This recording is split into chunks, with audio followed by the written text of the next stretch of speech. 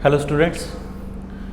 तो बच्चों, जो आज का आपका टॉपिक है वो चैप्टर नंबर 15 आपका मेंसुरेशन पर डिपेंड है। डिफरेंट टाइप की आपके पास 2 डायमेंशनल में फिगर्स होंगे, उसके एरिया और पेरीमीटर के बारे में डिस्कस करेंगे। तो अगर ये 3 एग्जाम्पल आपके बेस हैं स्क्वायर और रेक्टेंगल के ऊपर, तो सबसे पहले हम स्क्वायर और रेक्टेंगल का पेरीमीटर और एरिया के बारे में डिस्कस कर लेते हैं। तो सबसे पहले अगर मैं शेप लूँ रेक्टेंगल की, तो रेक्टेंगल में हमारे पास क्या होता है कि जो अपोजिट साइड्स होती हैं वो एक दूसरे के इक्वल होती हैं। सपोज ये आपके पास लेंथ है, तो इसकी अपोजिट ये वाली साइड है, इसको भी क्या कंसिडर करेंगे, एल ही। सपोज ये आपके पास ब्रेथ है, तो इसके अपोजिट वाली साइड क्या है, इस सेम होती है रेक्टेंगल में, तो ये क्या हो जाएगी, बी ही होगी। अब बात करते हैं इसके पेरीमीटर के बारे में। तो पेरीमीटर का मतलब क्या है कि अगर हम इन सारी, सपोज यहाँ से स्टार्ट हुआ, ये सारी बाउंड्रीज का, ये जो बाउंड्रीज हैं इस फिगर की, इसका सम कर दिया जाएगा, तो उसको हम क्या कहेंगे, पेरीमीटर ऑफ द फिगर। तो अगर मैं इसके पेरीमीटर की बात करूं, पेरीमीटर का मतलब है कि सारी बाउंड्रीज का सम कर देना है। तो इस वाली बाउंड्री की जो डायमेंशन है वो है एल, इस वाले की क्या है, बी, और नेक्स्ट की फिर है एल, और लास्ट में फिर क्या है, बी। ठीक है, ये 2 टाइम एल हो जाएगा, 2 टाइम बी हो जाएगा, 2 दोनों में कॉमन आ जाएगा। तो इसका जो पेरीमीटर का फार्मूला रहेगा रेक्टेंगल का, वो क्या रहेगा, 2 ब्रैकेट में एल प्लस बी। सिंपल आपने फार्मूला लर्न कर लेना है कि रेक्टेंगल में होता क्या है, जो अपोजिट साइड्स हैं वो इक्वल होती हैं, और उसके पेरीमीटर का क्या फार्मूला है, 2 ब्रैकेट में एल प्लस बी। नेक्स्ट है एरिया। अब एरिया का फार्मूला है आपके पास, यहाँ पर एल, उसको कितना एक्सटेंड करा है, ब्रेथ को, तो उन दोनों की मल्टीप्लिकेशन आपके पास क्या बनती है, area covered by the figure. तो यहाँ पर अगर मैं डिस्कस करूँ रेक्टेंगल का एरिया, तो उसका फार्मूला रहेगा एल इंटू बी, और जो पेरीमीटर रहेगा रेक्टेंगल का वो रहेगा 2 ब्रैकेट में एल प्लस बी। ये दोनों फार्मूले बेसिकली आपको लर्न होने चाहिए।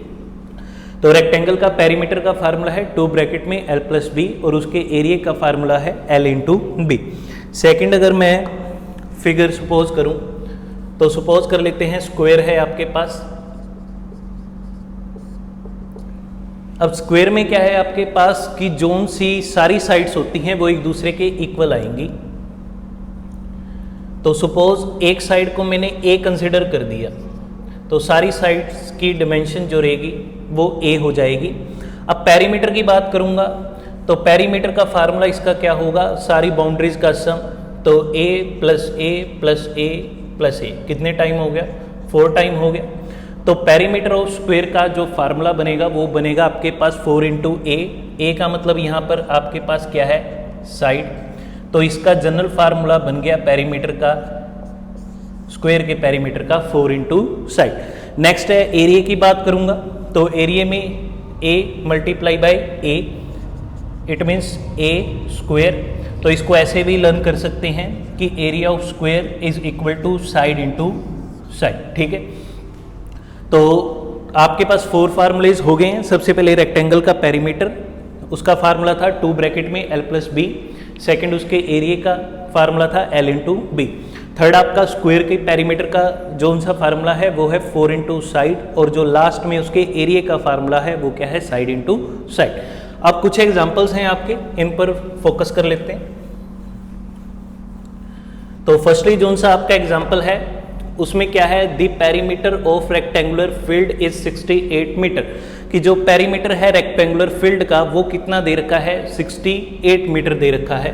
तो सॉल्यूशन करते हैं फर्स्ट का, पेरीमीटर ऑफ रेक्टेंगल कितना गिवन है हमको, 68 मीटर ये दे रखा है। ठीक है, तो पेरीमीटर ऑफ रेक्टेंगल का फार्मूला लगा देते हैं, 2 ब्रैकेट में L plus B is equal to 68। Last में मीटर अरेंज कर लूंगा मैं, इसी करके मीटर लिख नहीं रहा अभी, तो 2 से डिवाइड कर देता हूँ इसको, तो 3 इंटू 4 ये आपके पास 34 हो जाएगा। तो एल प्लस बी दोनों का सम किसकी इक्वल आ जाएगा, 34 के इक्वल आ जाएगा। अकॉर्डिंग टू फर्स्ट स्टेटमेंट हमने यहाँ तक सम कर दिया। गिवन था कि perimeter of rectangular field is 68 metre, तो perimeter of rectangular field is equal to 68 metre given है। पेरीमीटर ऑफ रेक्टेंगल का फार्मूला कंसिडर करा, 2 ने उसको डिवाइड कर दिया, तो L प्लस बी किसके इक्वल आ गया 34 के। अब नेक्स्ट है ब्रेथ इज 14 मीटर। अब ब्रेथ उसने गिवन कर दी है, आपने क्या फाइंड आउट करनी है, लेंथ। ठीक है, तो सबसे पहले इस फर्स्ट वाली स्टेटमेंट से हमारे पास लोअर फॉर्म ये बन गई है, इसमें हमने ब्रेथ की वैल्यू सब्स्टिट्यूट करनी है, तो किसकी वैल्यू मिल जाएगी, लेंथ की वैल्यू मिल जाएगी। तो L प्लस ब्रेथ की वैल्यू कितनी है 14 इज इक्वल टू 34, तो लेंथ की वैल्यू फाइंड आउट करनी है, तो 34 माइनस 14 0 और ये 2, तो लेंथ आपके पास कितने मीटर में आएगी 20 मीटर। तो ये आपका आंसर होगा फर्स्ट एग्जाम्पल का। बिल्कुल इजी सम है, बस आपके पास फार्मूला बेस्ड क्वेश्चन है, ये सिंपल उनको सोल्व करना है। तो ये एग्जाम्पल जो सा फर्स्ट था उसका आपका सोल्यूशन था। नेक्स्ट है example number third. Example number third में क्या है, find the area of the rectangle. तो सबसे पहले आपने क्या फाइंड आउट करना है, एरिया ऑफ रेक्टेंगल। तो एरिया ऑफ रेक्टेंगल का फार्मूला सबसे पहले आपने इंप्लाई करना है। तो हमको पता चल गया कि अगर एरिया ऑफ रेक्टेंगुलर निकालना है तो हमारे पास लेंथ और ब्रेथ पता होनी चाहिए, ताकि हम उसकी मल्टीप्लाई करके एरिया फाइंड आउट कर सकें।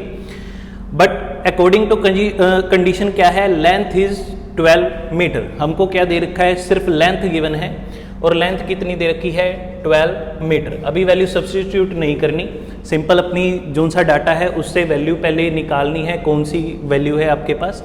तो लेंथ आपको गिवन है 12 मीटर, बट ब्रेथ पर कंडीशन है, ब्रेथ क्या है 3/4 है उसकी लेंथ की।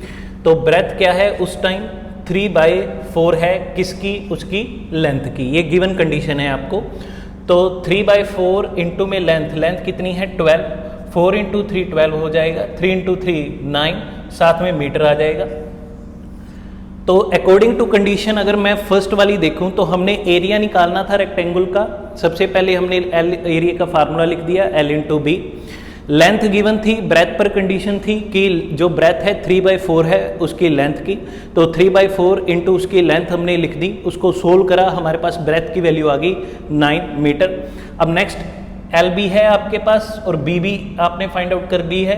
तो एरिया ऑफ रेक्टेंगुलर का फार्मूला L इंटू बी, वहाँ से 12 इंटू 9 कर देना है आपने। तो 9 इंटू 2 18 हो जाएगा, 9 और 1 और 10 यहाँ पर आ जाएगा। तो 100 ये जो 108 जो सा है आपके पास आंसर आ जाएगा। और ये एरिया है, तो एरिया आपने हमेशा मीटर स्क्वायर में लिखना है, ठीक है। साइड हमेशा मीटर में आएगी, बट एरिया जो है आपके पास मीटर स्क्वायर या सेंटीमीटर स्क्वायर में आएगा। तो 12 इंटू 9 108 मीटर स्क्वायर आपके पास एरिया निकल गया इस रेक्टेंगल का। लास्ट कर लेते हैं एग्जाम्पल नंबर 4।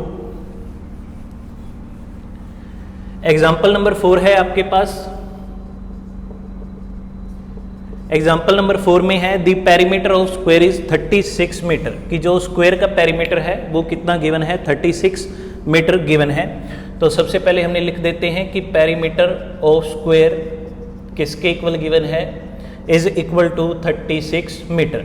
अब होता क्या है, perimeter of square 4 into side 36 के इक्वल आ गया, 4 से डिवाइड कर देता हूँ, तो साइड की वैल्यू क्या निकल जाएगी 9 और साथ में क्या आ जाएगा मीटर।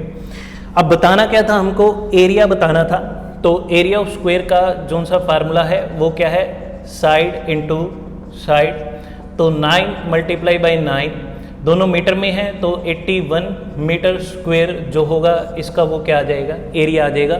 तो ये आपके 3 एग्जाम्पल थे जो रेक्टेंगुलर और स्क्वायर पर बेस्ड थे।